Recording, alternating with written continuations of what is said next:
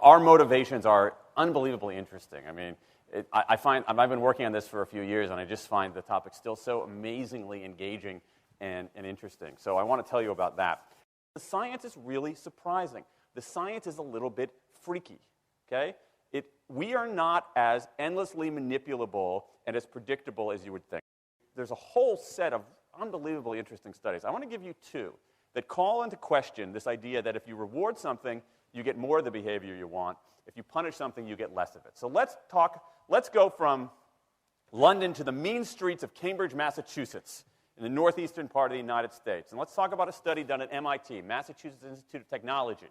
Here's what they did. They took a whole group of students, and they gave them a set of challenges. Things like memorizing strings of digits, solving word puzzles, other kinds of spatial puzzles, even physical tasks like throwing a ball through a hoop.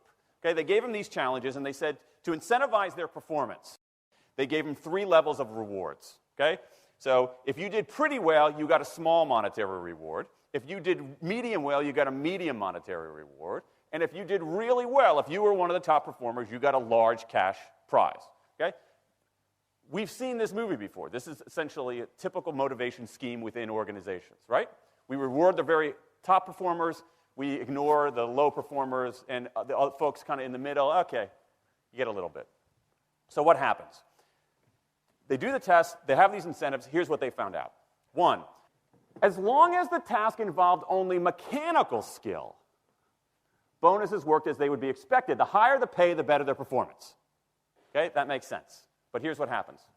But once the task called for even rudimentary cognitive skill, a larger reward led to poorer performance.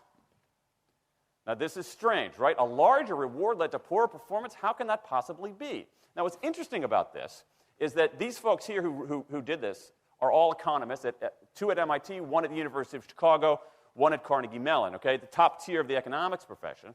And they're reaching this conclusion that seems contrary to what a lot of us learned in economics, which is that the higher the reward, the better their performance. And they're saying that once you get above rudimentary cognitive skill, it's the other way around.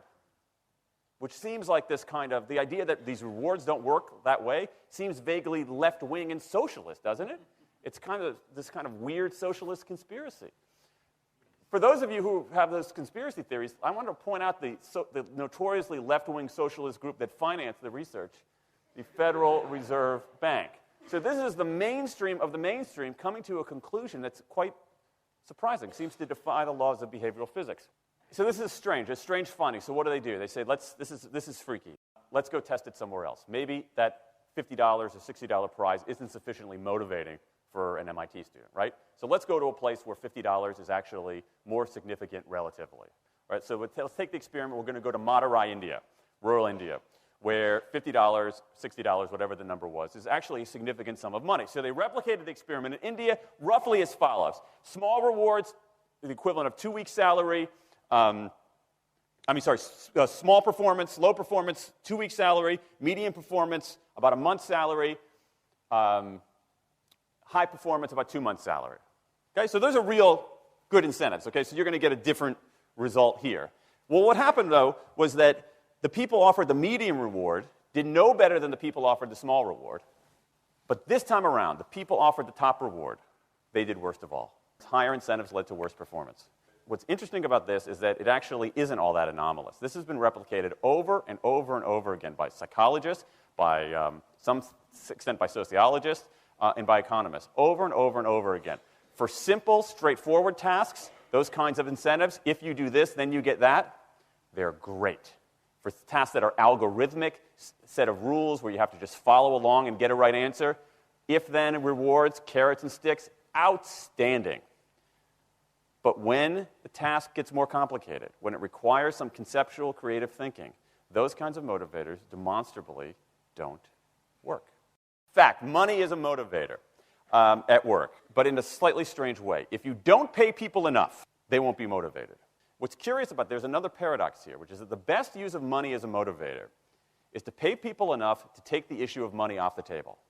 Pay people enough so that they're not thinking about money and they're thinking about the work. Now, once you do that, it turns out there are 3 factors that the science shows lead to better performance, not to mention personal satisfaction. Autonomy, mastery, and purpose. Autonomy is our desire to be self-directed, to direct our own lives. Now, in many ways, traditional notions of management run afoul of that. Management is great if you want compliance, but if you want engagement, which is what we want in the workforce today as people are doing more complicated, sophisticated things, self-direction is better. Let me give you some examples of this, of almost radical forms of self-direction in the workplace that lead to good results. Let's start with this company right here, Atlassian, an Australian company. It's a software company, and they do something really cool. Once a quarter, on a Thursday afternoon, they say to their developers, for the next 24 hours, you can work on anything you want. You can work on it the way you want. You can work on it with whomever you want. All we ask is that you show the results to the company at the end of those 24 hours in this fun kind of meeting, not a star chamber session, but this fun meeting with beer and cake and fun and other things like that. It turns out that that one day of pure, undiluted autonomy has led to a whole array of fixes for existing software, a whole array of ideas for new products that otherwise had never emerged. One day. Now, this is not an if-then incentive. This is not the sort of thing that I would have done 3 years ago before I knew this research. I would have said, you want people to be creative and innovative? Give them a freaking innovation bonus. If you can do something cool, I'll give you $2,500. They're not doing this at all. They're essentially saying, you probably want to do something interesting. Let me just get out of your way. One day of autonomy produces things that had never emerged. Right, let's talk about mastery. Mastery is our urge to get better at stuff. We like to get better at stuff. This is why people play musical instruments on the weekend. You got all these people who are acting in ways that seem irrational economically. They play musical instruments on weekends. Why? It's not going to get them a mate. It's not going to make them any money. Why are they doing it? Because it's fun, because you get better at it, and that's satisfying. Go back in time a little bit. I imagine this if I went to my first economics professor, a woman named Mary Alice Schulman, and I went to her in 1983 and said, Professor Schulman, can I talk to you after class for a moment? Yeah. I got this inkling. I got this idea for a business model. I just want to run it past you. Here's how it would work.